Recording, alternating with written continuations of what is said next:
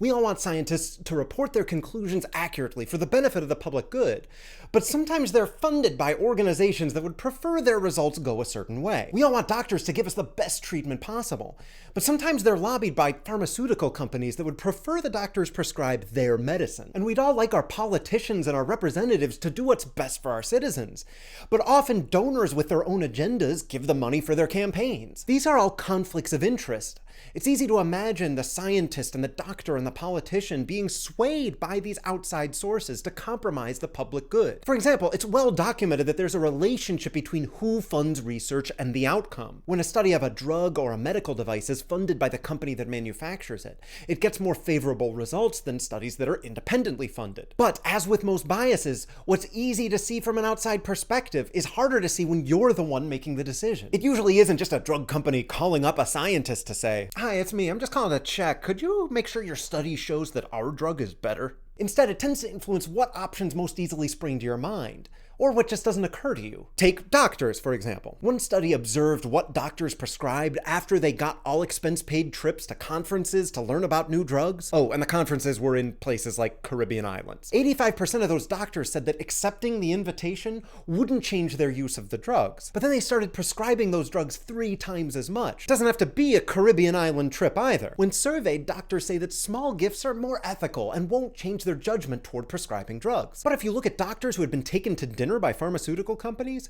even a single meal was enough to sway doctors to prescribe that company's drugs more, even though the average meal cost less than $20. One study asked medical residents if they thought they'd be affected by small gifts like this. 84% of them thought the gifts would change their peers' behavior, but only 39% of them thought their own behavior would change. To quote psychologist George Lowenstein, "It cannot both be true that most physicians are unbiased and most other physicians are biased." And even when people are aware that they can be biased by conflicting incentives, they dramatically underestimate how much. In a lab game in which participants were pretending to be agents buying and selling a company, they realized their evaluations were biased. When sellers were asked to what extent they thought their role interfered with their ability to give an impartial estimate of the company's value, they said they inflated the selling price by about $900,000. But according to independent experts, they actually inflated it by about $2,900,000. This is why regulations about transparency exist.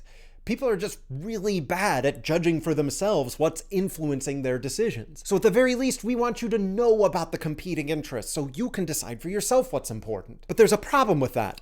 Transparency doesn't always help. First of all, most people just don't care. One study found that over 90% of patients express little to no worry about financial ties that researchers and institutions might have with drug companies. But second, a disclosure of a conflict of interest can lead people to trust the conflicted person more. They see it as a sign of honesty or professional standing. Or the disclosure could change the meaning of a person's choice. If a doctor recommends a drug and then admits to a conflict of interest, the patient might now see turning the drug down as a rejection of the doctor or an accusation of corruption, rather than just turning down a drug. And some studies demonstrate that this happens. In a lab game, some participants were assigned to be estimators and some assigned to be advisors. Estimators had to guess the dollar value of a jar of coins, but advisors were given some inside information and gave them suggestions. But the game varied in 3 ways. In one condition, the advisors were awarded for accuracy, just like the estimators. In the other 2 conditions, advisors were only awarded if the estimators guessed too high.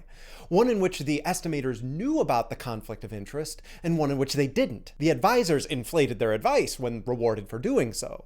But the estimators inflated their guesses more when they knew about the conflict, which is exactly the opposite of what you'd hope transparency would do. Replace this coin jar game with agents advising buyers on the selling price of houses, and you get the same effect. What really helps is to get rid of the conflict. In science, we can do this with government funding. It's not perfect, but it's best to have the people paying the bills accountable to the public good. Doctors can reject gifts from pharmaceutical companies. And in politics, this means being sure that people only play one role. You can't be both the Secretary of State and the CEO of ExxonMobil.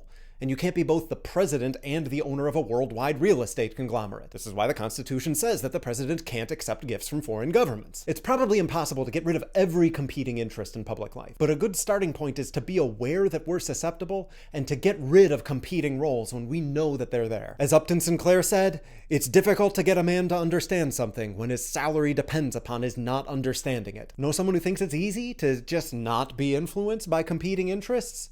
feel free to share this video with them. Thanks for watching, and I'll see you next time.